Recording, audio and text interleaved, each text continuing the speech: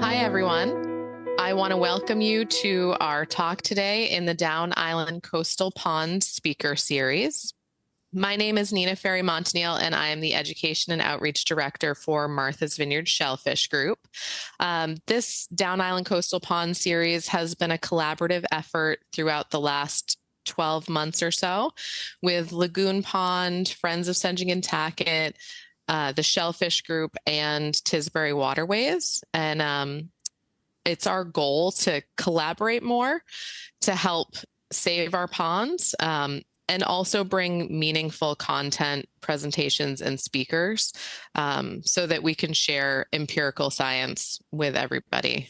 We know how important it is to keep our ponds and preserve them, but we also want to just be able to talk about it and share with each other and see what we can do. So today we've got some really great speakers for you.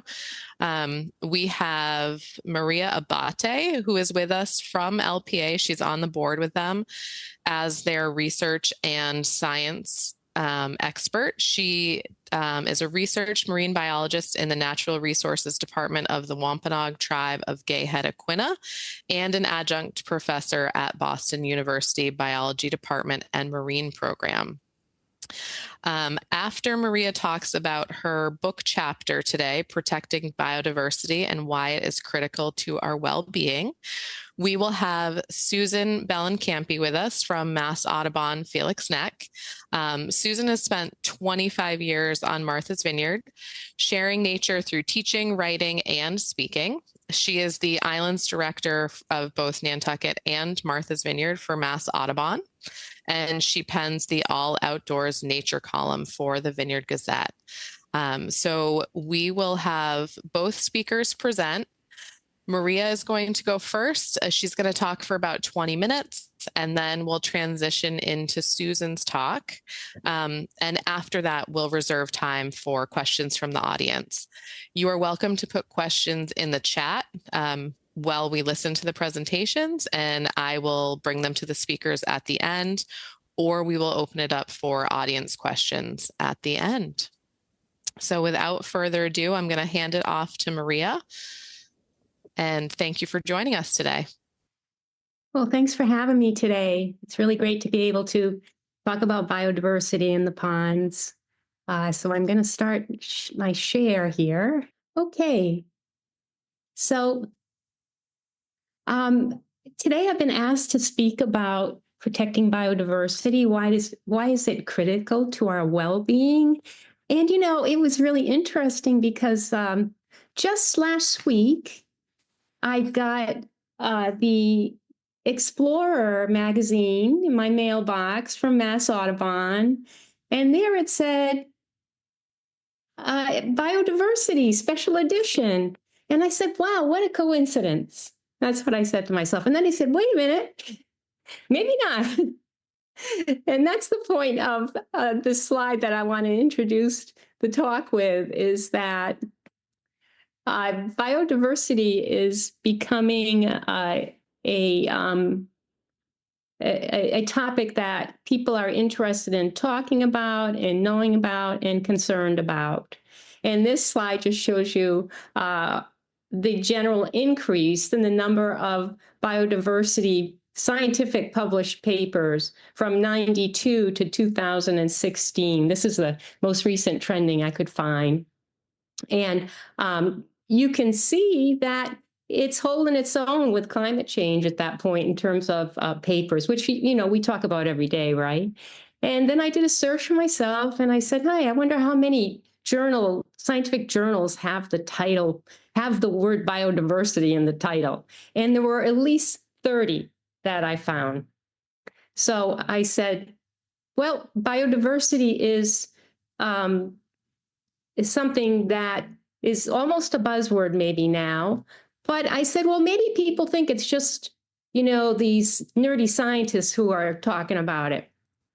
So before I think about that more, present a little bit more about that, I want to just clarify what biodiversity is for those of you who are still trying to figure out maybe what the term means. And the most general term is that it is the broadest way we use it in terms of generality is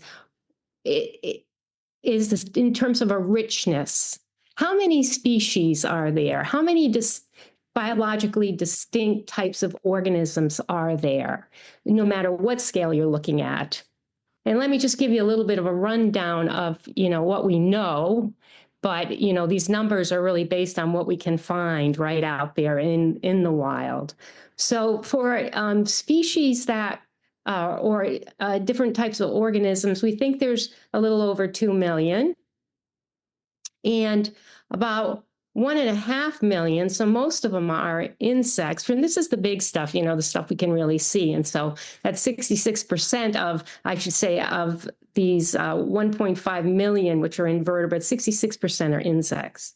And then plants and seaweeds make up about 426,000 and another 25,000 species. And then let's not forget the fungi, which are around 162,000. And for vertebrates, we've got about 76,000 that we know about, and half of those are fishes. Okay. But when we're thinking about these numbers, that's when we start to get a little bit nervous, because we're seeing that we've got quite a number of species that are at risk of going away, going extinct. And globally, we're seeing, of the ones that have been surveyed, there's about 28% that are endangered. In the States, we have about 34% animals and 40% plants. And in Massachusetts, we've got 450 animals and plants that are in danger of going extinct. So looking around and seeing that, what about the person who isn't the nerdy scientist? How are they looking at this? And we can see that over time in this figure that climate change, and these are newspaper reports, we see that climate change is spoken about a lot. There's a lot of articles on climate change, and there's kind of this background noise about biodiversity that's been happening.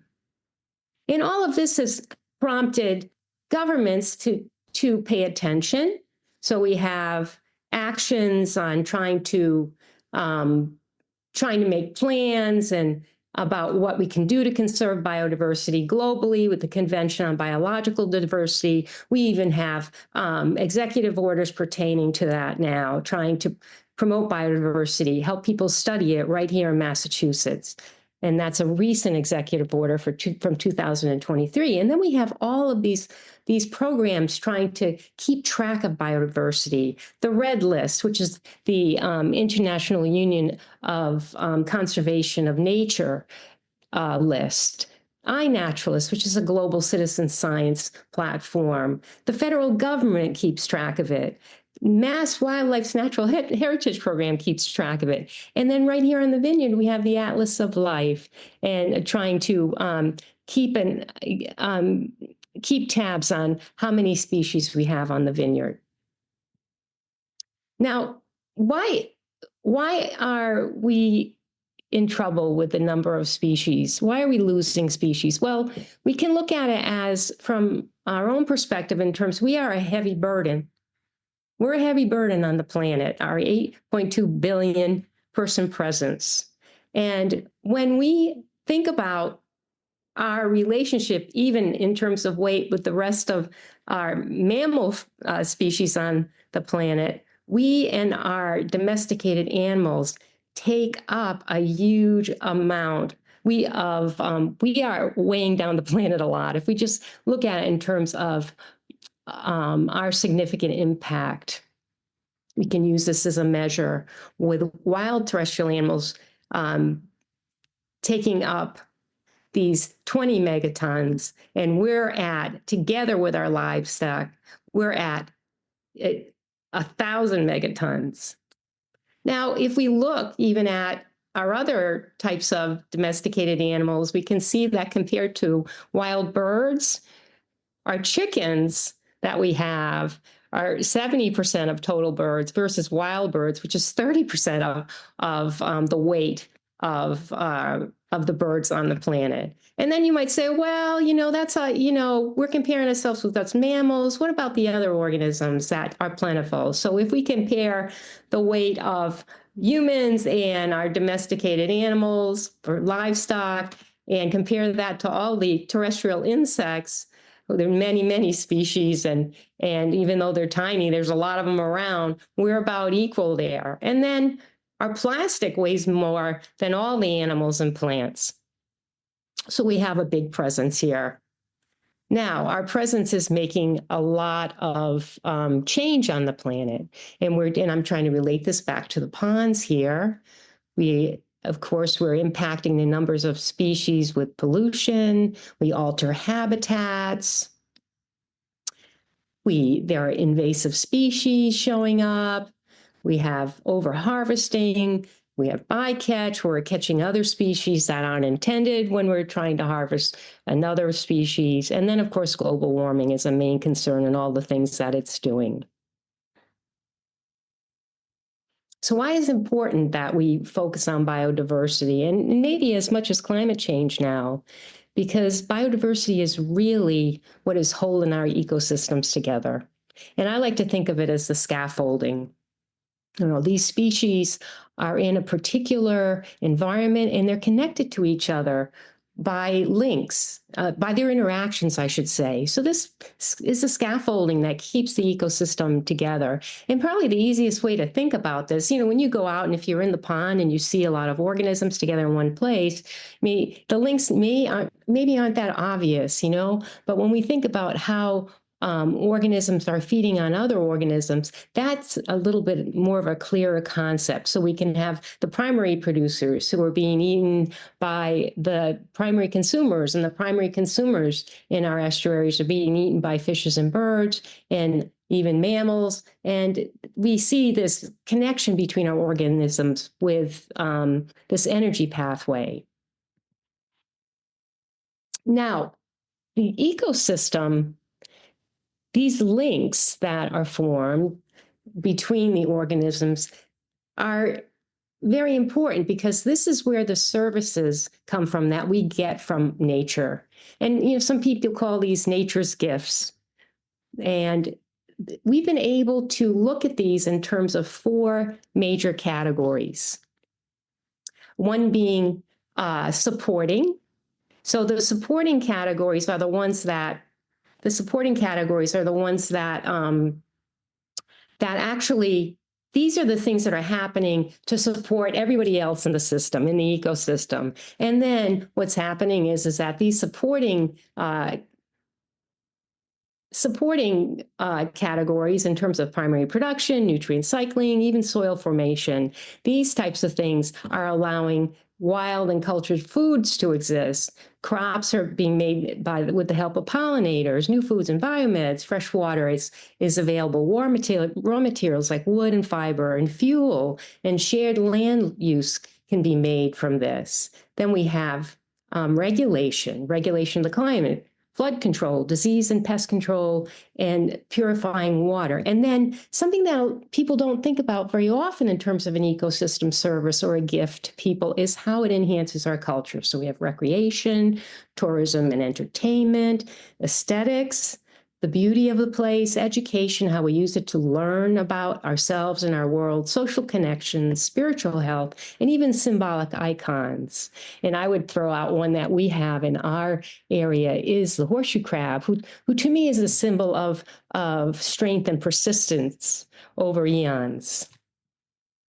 All right, now we have those services, and then what do they do for us? Well, they allow us to have these secure living standards, security, personal safety. If you're in your home, maybe you're near the shore, and it allows you to have some security. For the salt marshes might give you security from the flooding that might happen. Secure resource access. We have food, security from disasters, basic material for a good life, our livelihoods, food, shelter, access to goods. And then there's this other category that I don't think we think about enough, the physical and mental health that that nature provides to us. Our strength, feeling well and feeling informed, access to clean air is part of our health, and water. That's the basic human rights we're supposed to have, right? Clean air and water access. And then the things that we do with the pond, at the pond or elsewhere in nature. We do these things with other people. It gives us social cohesion. It gives us mutual respect for the planet, and it brings our ethics into play. So something I'd like you to do, right, and maybe we can put some things in the chat for later, is really, what are your personal thoughts about well-being and experiences that you've gotten from the salt ponds on the vineyard? Are there things that you think about and feel based on what you're getting from nature there? Now, the thing that's really interesting, I think, here is that now we're developing a scientific literature, and it's been growing for about the past 20 years about how biodiversity is connected to well-being. So this has become a real field of study, and there are about 4,500 papers that have been published, scientific papers that have been published globally over the past 28 years. And this is really important because it allows us to test and establish these connections between biodiversity and our health to understand the full value of a healthy ecosystem, one that's operating well, or maybe one that's starting to fail.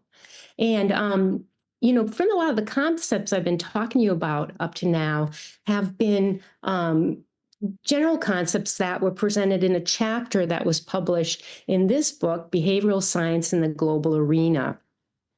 And it talked a lot about, the chapter with my colleagues talked a lot about these different categories of ecological services and how they, what are some of the tidbits about how they actually come to bear in our lives in different ecosystems. So I'd like to bring this back to the pond now, and I'm going to focus on Lagoon Pond for this. But please bring up some other things you'd like to add to this later on during our time together today. So what we've started to do in Lagoon Pond, we've got some pilot projects going on, and one of them is to understand the trends of biodiversity over time. And, I talked about biodiversity in terms of the number of species, but it's very important to also recognize the total number of species possibly could not change, but who makes up who composes, who is making that group of species up, who's comprising that? And so we have, different scenarios that might happen. And I'm looking at this from time 1 to time 2 with 3 various scenarios. And if you can follow along with the red dotted fish here, that's how I've tried to make them stand out. We can look at the number of species at scenario 1. And we're seeing initially we started out with 3 species, and now there's 5. And the composition has also changed as well. The red dotted fish is just, it's one less in this scenario. And in terms of its relative abundance and the composition, we have other species that have come into play here.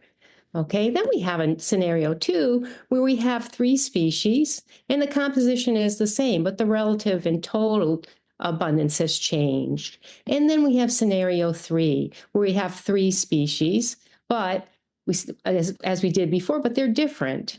And so the composition has changed, but the overall abundance is the same, both relatively for the redfish and totally for all the fishes. So these are the kinds of things that are very important to track as well in terms of species changes, and also to add in even the relative size that, how is the population, the individual size changing over time of the individuals? These are very important because different fish, or I'm saying fish here, but organisms, their dominance in the system could change, and that can change the health of the system as well.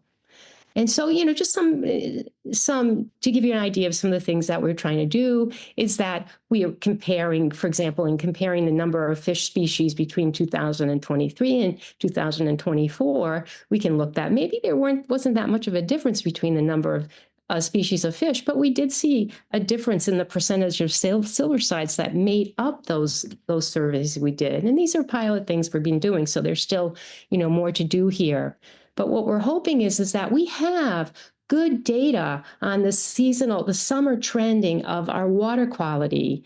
And that's one part of the story here, right, for the ponds. What's going on with the biodiversity over time in these ponds? And I think that's very important because we may have species that we're not seeing here anymore that aren't on the Massachusetts endangered species list, but it's pretty much endangered to us. If it's endangered here, if we don't see them anymore, we're an island and we may be relying on we're relying on these ecosystems of the ponds to function in a healthy way. Okay, so, now I want to finish with just a couple of examples from the ponds, because I know that it's challenging. It's challenging to measure biodiversity. I know that it's challenging to deal with thinking about crises all the time in our natural world. But there is hope and there's things that we can do. We're innovative and we can connect with others and we can improve situation and learn more about our ponds. So one thing I could not resist to talk about here is the Martha's Vineyard Shellfish Group's restoration of eelgrass. I mean, eelgrass is so important to our ponds and the healthy functioning pond.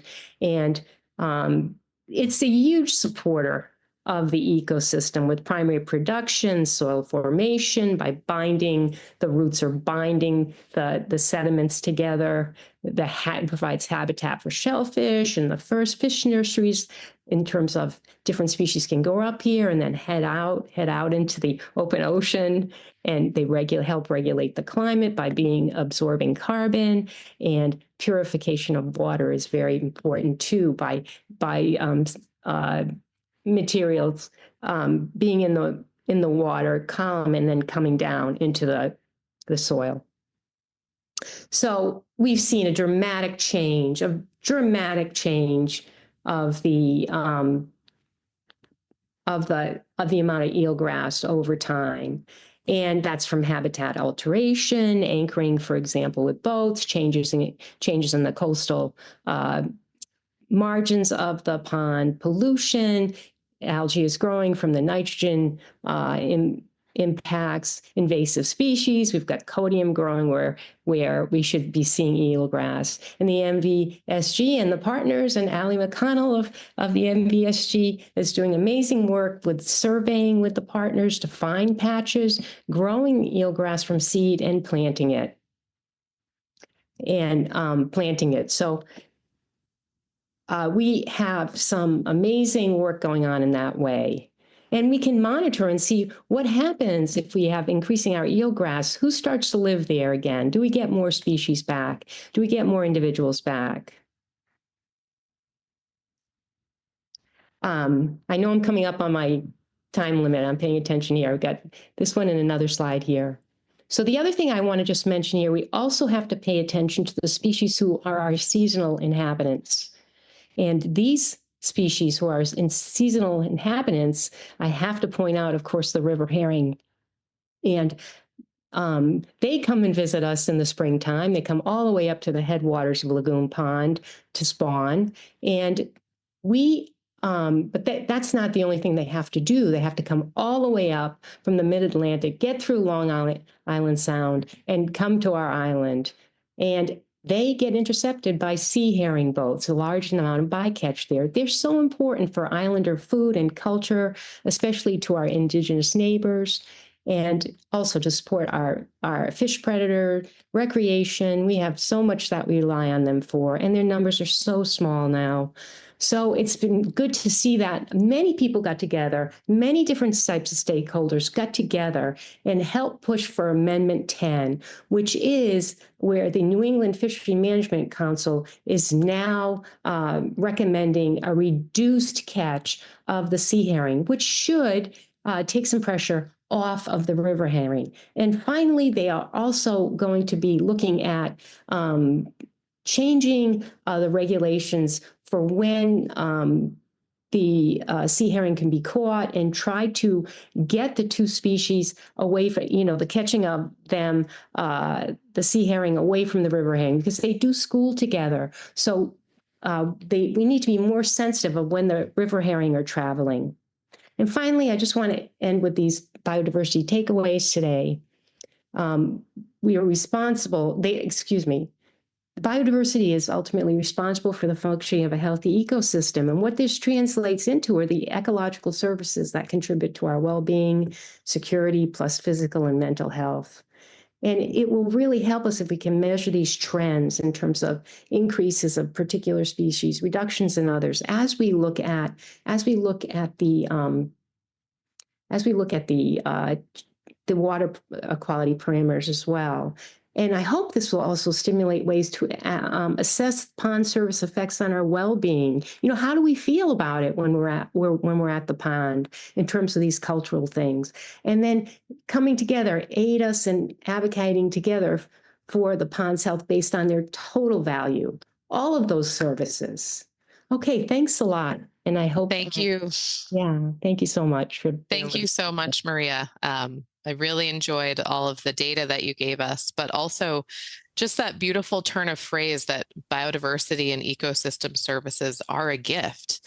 Because I think so often, we think of something like participatory science or citizen science as who can collect good data and who can help citizens follow the birds and collect good data. But it's the gift that they give us that we're talking about today. We are going to save questions until the end. And I do have some questions coming in the chat, so keep them coming. We're going to hand it off to Susan Bellencampy now from Mass Audubon Felix Neck. And as an island kid growing up here, I have been, traipsing the marshlands and the trails at Felix Neck for 35 or more years. So I'm so grateful for that organization that they can offer so many participatory activities to our community. Thank you, Susan. Thanks, Nina. And thank you to everyone. As you know, I'm Susan Bellencampy. I'm Mass Audubon's Islands Director, and I'm really happy to be here and learn from Maria, but also bring, in addition to the gift, the joy of nature. What jazzes me is the data, yes, but also just sharing nature. And not only sharing, what I found is that you can bring someone on a bird walk and they like it, or they could study their own osprey next in their neighborhood. And that makes a deeper connection. And in turn, I think that's how we come together to protect what the gifts that nature does give. David, if you'll hit the... Thank you. So Mass Audubon, for those of you who are not familiar, is a statewide organization. We're not affiliated with national, and our mission is to protect the nature of Massachusetts for people and wildlife. We do that through a lot of things. As probably many of you know, at Felix Neck, we have a nature preschool, we have nature camp, we manage a couple hundred acres on the island here, we have another 1,000 acres on Nantucket, we have another 40,000 acres across the state. And so Mass Audubon has a lot of land. We manage our land for people and for wildlife, for biodiversity. We also have scientists that are doing studies, and we also invite people out to use our properties and experience it. Our 3 action agenda priorities are getting people out on the property, biodiversity, and caring for our lands, and fighting climate change. And we feel the best way to do it is to involve other people. David? Great. As I mentioned, we're across the state. So our work is not, we can do this work on the vineyard, and then I can bring it to Nantucket, and then we can bring it to the state. So it kind of expands our reach. And so we have 160,000 members to this organization who care deeply and who want to be involved, and who also can be a voice for nature. Hit it again. So community science, it's been called citizen science, it's been called community science. For me, it's really more creating community around caring for nature and knowing the science. There's opportunities to do it formally. There's opportunities to do it informally. Felix Neck has a history. Mass Audubon has a history of doing this. We were started by 2 women who, wanted to bird watch, but the birds were disappearing because they were being killed for the millinery trade, which is, wearing feathers and dead birds in fashion. And so that was what started our organization. And we've grown to care about birds, but care about so many other species. And we have projects here locally and across the state. Some are currently moving and going. Some are have been in the past. Some we've accomplished some goals and we're moving on to the next. And I want to share them with you and invite you to be part of what we do. Let's start with birds because we are Mass Audubon. I think one of the things I recently wrote about was something called First of Year Birds. And I don't know if anyone plays this game, but it's the game that when, in the new year, you wake up, whatever the first bird you see is going to kind of be an indicator for the rest of your year. It's the symbolism. It's whatever. My first of year bird was Carolina wren, which is small, spunky, and really loud. So I was pretty excited about that bird. But it also was it's very dedicated and it's tenacious, and it invites. It's very curious. It looks at you. And so what I kind of think, and another kind of invite you into the world, but please throw in your favorite bird and why you relate to it. But I'm going to tell you about some of the birds that we actually are studying and that we have some community science based around. Osprey. I feel like osprey is the vineyard's bird, right? This is I took this picture. I'm very proud of myself. I was here. This is at Felix Neck. So the Osprey monitoring program, we owe it to one specific person. Obviously, Gus Ben-David was a huge factor in what happened with osprey on Martha's Vineyard. Most of you probably know the osprey story. Ospreys and other raptors were affected by the use of DDT. Their eggshells thinned, they'd sit on them, they'd crush them, and the population declined dramatically. On the vineyard in the 60s, there were 2 nesting pair of osprey. Today, there are about 120. And that was thanks to Gus Ben-David and a community of people he began the program, but he couldn't do it alone. You've seen those poles, they're big. They're hard to get, it's hard to get straightened up. But a community of people, the electric companies, the contractors, everyone to come together to put these poles out. We have more than 150 osprey poles, and we continue Gus is no longer with us. He's flying with the osprey, we know, somewhere. We still are looking at these birds, counting them, and trying to ascertain their success. We are also participating in some research. In the corner of the slide, you can see it's a tracker, and so we know where these birds were migrating and what they were doing. Our program consists of folks going out, I call it like adopt a nest program, where they watch the same nests in the same pair. And through its life cycle, they kind of get to know it. They see if it's breeding, they see if it has chicks, and they can ultimately count how many birds have fledged. So this annual count when we're doing it at its busiest, we had about 30 or 40 volunteers participating, adopting a nest. The population increased from 2 to more than 120 in 50 years. Tagged birds, we know where they went. And we are one of many groups. We contribute the data to Nest Osprey Watch. So there's data from all over the world about where these birds are going. We are still informally doing the program right now. Dr. Rob Beauregard is one of the main researchers who does it. He's doing a little bit of a social media blitz. Like, he'll come and he'll just ask questions. Who's seeing this bird? What are you seeing there? So we're still inviting people to kind of adopt a poll and see what these birds are up to.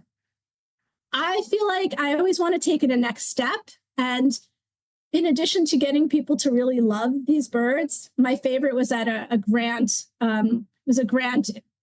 Application. The agency basically said, "I've heard all about this program. One of your volunteers was at a cocktail party with me." That's what we want to hear. We want people talking about it. Our next step is to bring these birds to a whole new audience. We are working with a local artist, Tim Larson, who is making a kinetic osprey sculpture, which is what you're looking at in that. It's kind of taking it to the next step, from science to community monitoring to art, and keep spreading it. David, again.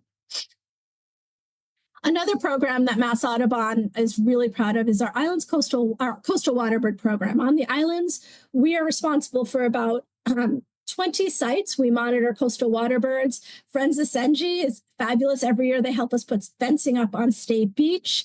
We have about 8 volunteers who walk the beaches and are an extra set of eyes for us.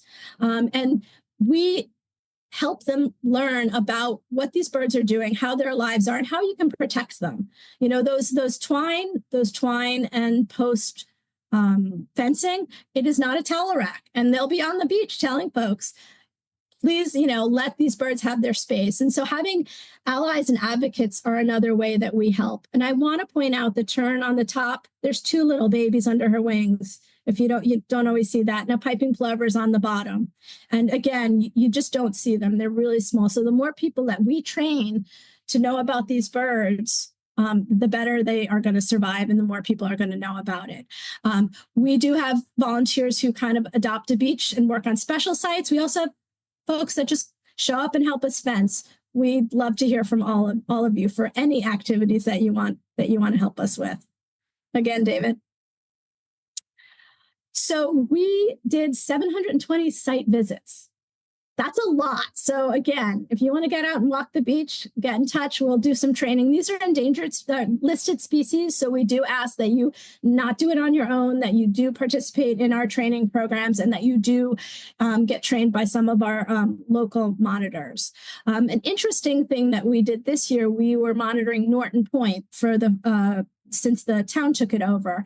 And we did a research project on the roseate terns. And these birds, more than about 60-70% of the entire Northeast population of roseate terns stage or rested on Norton Point before they migrate. We wouldn't have known this without our staff being out there, without the support of the community, and without, we actually had some help people boating us over to get to Norton Point because it was in the dark and we didn't want to have our staff we couldn't drive out. But so there are all kinds of opportunities for people to get involved. David, again. We also, one of our priorities is to engage all people. There's place in our work for everyone. Another project we do is Nest Watch Bluebird and Swallow Nest Box monitoring. And we've engaged a high school group. We have an internship for people with disabilities through the Voyager program at the Martha's Vineyard Regional High School. And they help us. You can see Grace in the top picture. She's cleaning out the box. She didn't necessarily like to touch things, but she found a way to help us by cleaning out those boxes. By doing this, we also sell these boxes, but we give people the knowledge on how to encourage these species, which bluebirds and swallows are both fantastic species, but also how to keep out invasive species. We have a problem with house sparrows. If you don't manage your boxes properly, you're going to have house sparrows, and house sparrows are very aggressive. And they will kill these other birds. So part of our goals in helping you help us collect data is giving you the information to help these wildlife and wild creatures. Go ahead, David. And that is obviously the inside of a nest. I talked about the house sparrows, and bluebirds and tree swallows will help them. The other thing that will help them, and this is another piece of our work, is to educate people. They are insectivores, which means they eat insects. One of Maria pointed out really well how much of the biodiversity we need is insects, and a lot of activities we do will reduce that insect population, and everything is affected, such as these birds. So keep the bugs around, please. Go ahead, David. Of course, we can't not talk about the other marine creatures. We are an island. Hit it again. We're going to talk horseshoe crabs and turtles to start. The horseshoe crab spawning surveys. So this marries science, community, and advocacy. We along with the scientists, were seeing great declines in horseshoe crabs, huge declines. I mean, there were a time when they were collected and ground up. They're used for bait. They're bled for their blood. There's a lot of reasons why people are taking and harvesting horseshoe crabs. And the scientists were seeing great declines. So the state was looking for groups to basically go out and do breeding surveys. These were very interesting, and they're became a small group of our community scientists who love to do this. They would socialize and have dinner. They'd go out in the middle of the night. Sometimes because it's based on the moon and the tides, it could be a really late adventure. And they'd go out and they'd basically count, monitoring mating crabs. And you can see in the picture on the right corner, those are mating crabs. These are all your friends from the islands. Top picture is crab nests. So we were counting crab nests. We were counting mating crabs. And we were trying to see basically if we're getting, what are the numbers that we're getting? And also what's happening to them. When we started this work, they were being harvested during their breeding cycle. And if you just take a minute to think about that. So we're taking animals when they're breeding. So it means they're not able to successfully breed. And so with this research, David, hit the button or hit the advance. Mass Audubon, we kind of got this was being done in multiple places. We kind of got the power. There were thousands of letters that were sent to the state to try to get a reduction in harvesting and actually get the harvesting to stop while these animals are breeding. And we did it. The quotas have been reduced. There's been some harvesting bans. There's guidance on when to harvest. We understand the importance to the fisheries, but let's not harvest them when they're breeding. Let's harvest them when they're not. And this is the second piece, is the advocacy. The advocacy is we have a program called Nature and Climate Champions that we are training citizens and communities to successfully work in their communities to get laws, and in the state to get laws passed and bills and local ordinances to protect the things we care about. Hit the button. Sea turtles, Mass Audubon Mass Audubon Wellfleet. We are the only people in the state who have permits to actually manage and rescue live turtles. So Wellfleet is the kind of center of the turtle universe. And what happens is turtles are migrators and they need to go south where the food supply is. And so once the cold water hits, they're swimming south, but sometimes they get stuck. And if they get stuck on the Cape, and the water gets too cold, they get cold stunned. They're alive, but they just can't swim, they can't move, and they come up on our beaches. We do train people to, on the Cape, we train people to walk the beaches, get them, and bring them to a facility where they're rehabilitated and cared for, and eventually they're brought south and released. On the Vineyard, this was a pretty busy year. If you hit the button, David, again, we had 7 turtles. That's me in my younger days, but we had 7 cold stunned sea turtles. And I was getting the call, and I was the only one that had taken the training. So I was running around and wishing that some of you would get involved and do this turtle training. So we do a little bit of a turtle taxi. So we get them, we bring them to the ferry, they get brought over. We have staff on the other side or volunteers that then can drive them to the rehabilitation center. And we'll do over the winter, once we've recovered, the ones that didn't make it, the ones that died, we'll do necropsies to study them. Hit the button. A few more. I'm losing track of time, but I know David's going to tell me when I'm getting there. But then there's some really informal things that people can do. And you don't need to give a lot of time or a lot of energy. You can just be out there when you're walking, sharing information. Hit it again. We know we have a problem with southern pine beetle. If you're walking in the woods and you see this insect or you see some dead trees, reach out if it's conservation, reach out to the property owner. The more eyes, the more we can kind of prepare and prevent. Southern pine beetle is an insect you can see on the right side that is killing a lot of our pine trees. Also document and share. iNaturalist, we talked about some of the iNaturalist folks. Mass Audubon also has, each of our sanctuaries have iNaturalist sections. We've had hundreds of species found at Felix Neck. eBird is another really important one. Right now, you're hearing a lot about HPAI, which is bird flu. Report birds, the mass.gov report birds. All of these things can help scientists, and you all have a role to play, whether it's just on a drive, on a walk, embrace it. Breeding Bird Atlas is another thing where we're trying to track over time where the birds are breeding. And that's another, we have bird volunteers that walk around the same sites years after years after years. We're on like the third or fourth atlas. And finally, marine mammals, seals, whales. The quicker the folks who need to know about them, the better we'll be. So these are all really informal ways. And like I said, informally, they're not specific projects, but you can be part of them. Hit the button.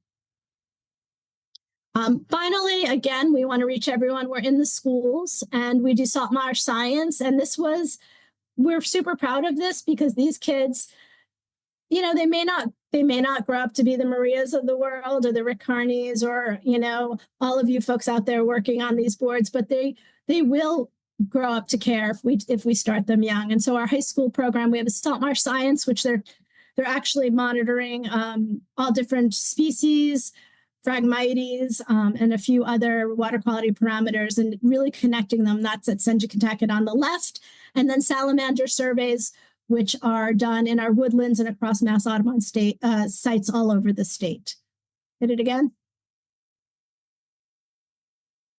Bam! We're all in it together. And so I thank you and I'm happy to talk to anybody about questions.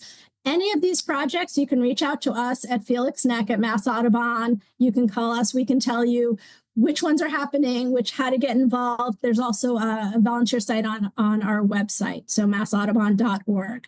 So thanks, everyone. Thank you so much, Susan. That was so interesting. I know, I spent a lot of time growing up at Felix Neck, but it really wasn't until recently, maybe the last 10 years, that I realized it was more than just birds.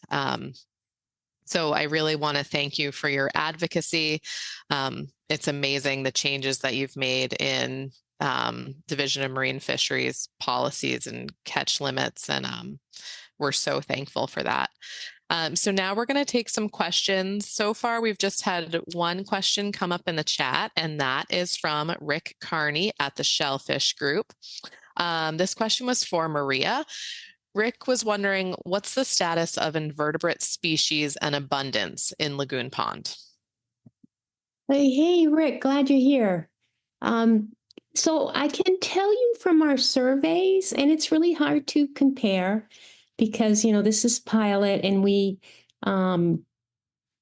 it's challenging to compare. We also had to survey during a different month between those 2 years. So what we did notice the first time around in 2023, the first survey, which we did in August, we had 8 different species of inverts in our seining, and we did a couple of seines, and then when we did our fall survey, we only had a few last year. So comparing is difficult. I actually, I wanted to ask you, can you tell me if the fiddler crab population has always been that big behind the shellfish, behind the hatchery there?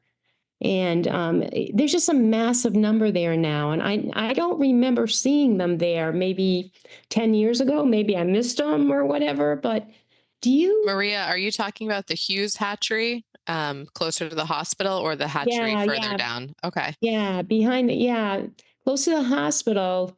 There are just a huge number behind the marsh there. And I'm wondering, Rick, if you and anyone else, is that something that is new? It's very exciting. It's so great because, they're very important for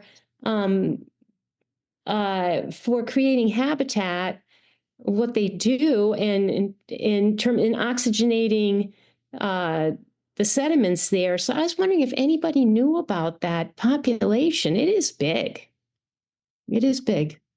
I can't speak directly to fiddler crabs. Emma or Rick might be able to if they can unmute themselves. I will say that Oh, hi, Rick. Are you on? Down here. All right. Yeah, I don't recall It's there big. being fiddler crabs. I It is big.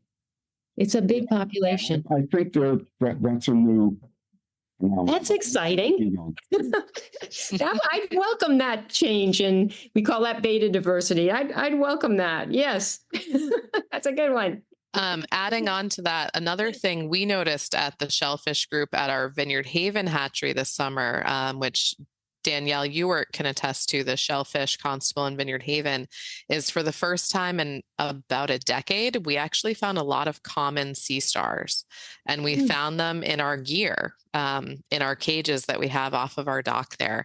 And I found them when I was doing a mimic survey to monitor for marine invasive species with volunteers.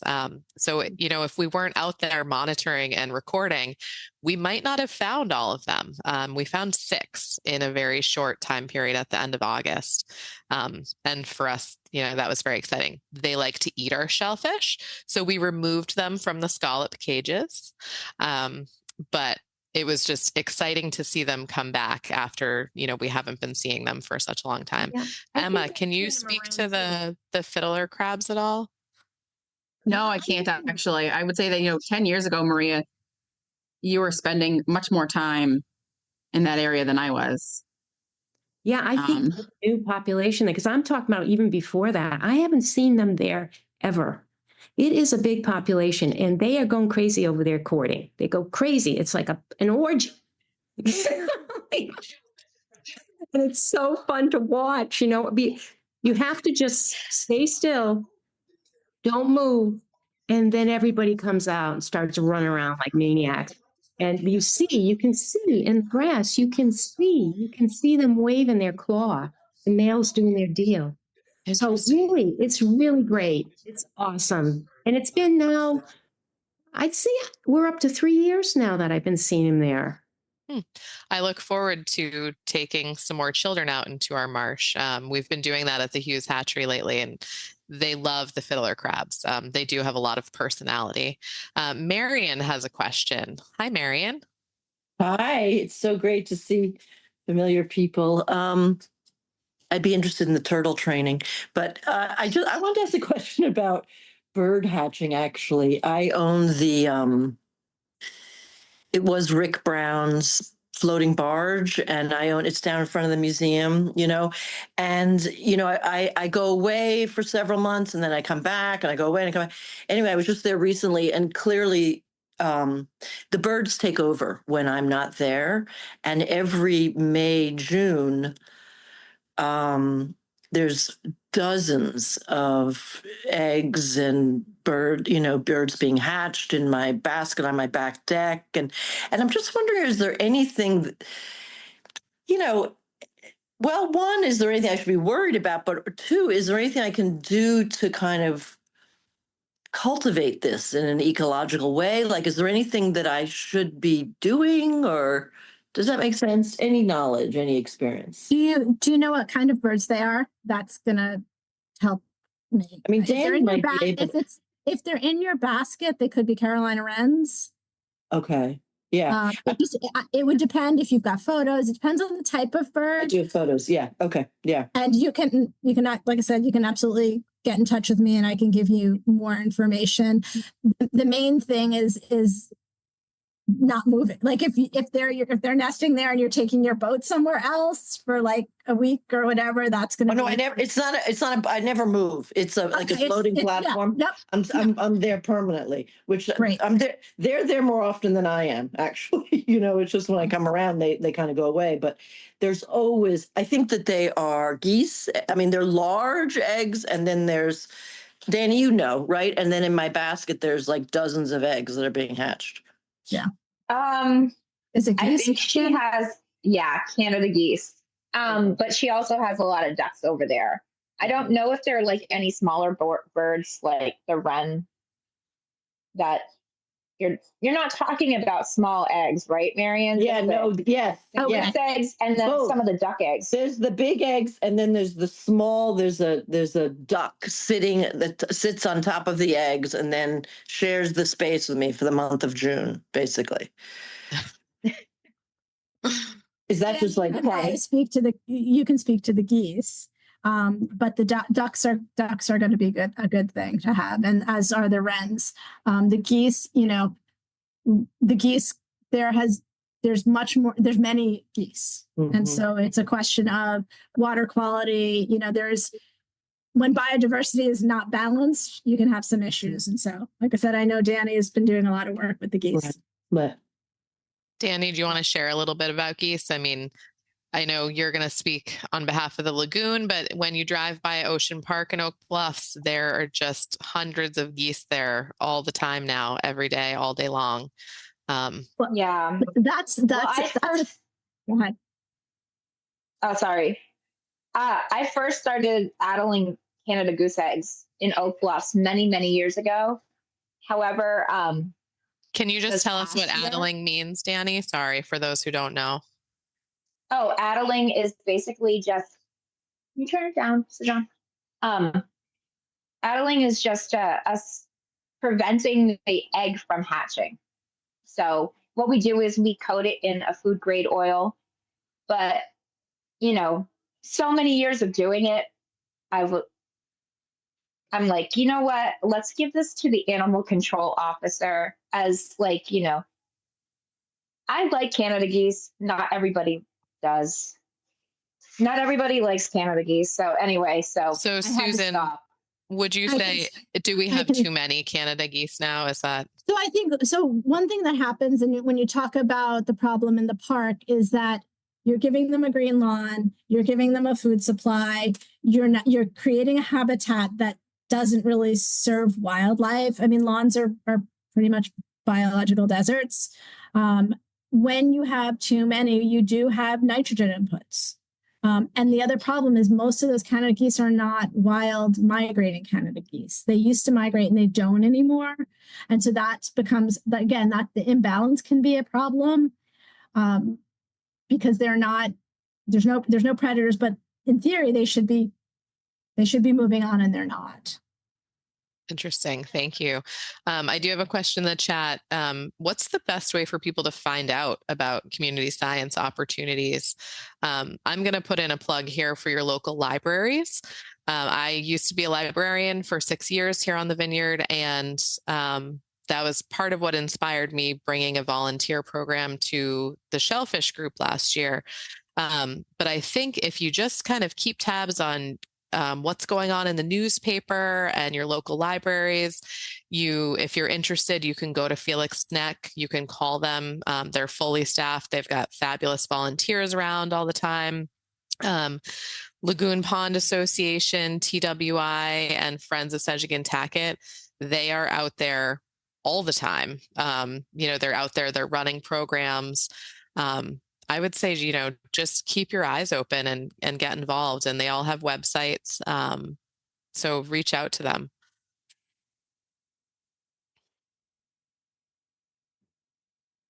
Are there any more questions? Susan just put a link to volunteering at Mass Audubon in the chat if anybody wants to get that. If you know anybody who would be interested in this presentation, we are recording it today. And so we'll share it with each of the pond groups. And then if you're registered, if you'd like, I can send it out to the registrants. I do want to put a plug in. We have decided to continue our Coastal Pond series for another year.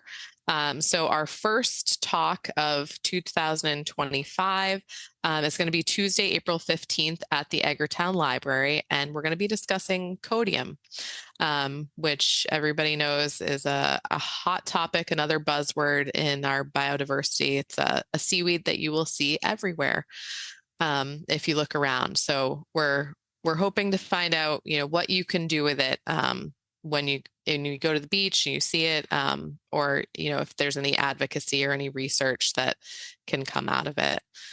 Susan or Maria, do you have any final thoughts for us today? Well, something I wanted to bring up, and it was really great to see people's comments about the feelings of well-being in the chat.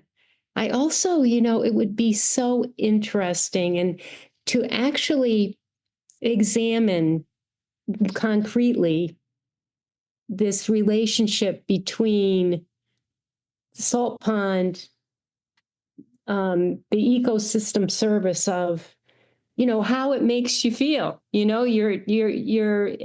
does it give you a physiological response? I mean, I know I'm getting really data driven here, but those studies, that graph I showed you about studies about wellness and ecological services and biodiversity, they're based on people actually getting exposed to nature and, for short amounts of time, and then getting parameters measured, their heart rate, they actually get polled on how do you feel? Do you feel more relaxed now? Did the diversity, the increased diversity of trees in a setting, did you feel more relaxed with that? It's very interesting. And stress hormone levels have been measured.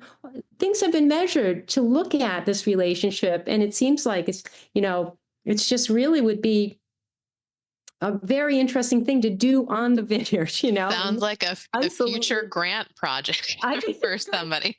And I think, we need the hospital. We need to hook up with the hospital. Susan saying how much joy it brings to people. And, that's what Felix Neck has been doing for decades, just bringing, and Mass Audubon, bringing joy to people and involving them and getting them out into the properties. And, Right. whether it is something that's written down and recorded or if it's just casual. There's so many things we can do to really participate. Susan, do you have any final words for us today? Sure. I just want to, I was looking at the folks that are here, and I want to thank you all for coming here and taking your time and caring as deeply as you do, because we are lucky to live in a place of such beauty, such nature, and such a community. So thank you. And thank you for all the volunteers on the Lagoon Pond, the staff of the Shellfish Group, TWI, and of course, FOS, Friends of Senji, is that we are the ones that are going to make this island what it is. So thank you. Yeah, thanks everybody. Without these groups, we wouldn't be getting anywhere. You've been, and just to have the series, thank you so much for supporting this, everyone, all the groups. And, I think whatever we can do to let people know how and document what, share with others how all the things the ponds do for us will really help. Absolutely. Great. Well, thank you so much, everyone. And I hope you enjoy this wonderful evening. Thanks a lot.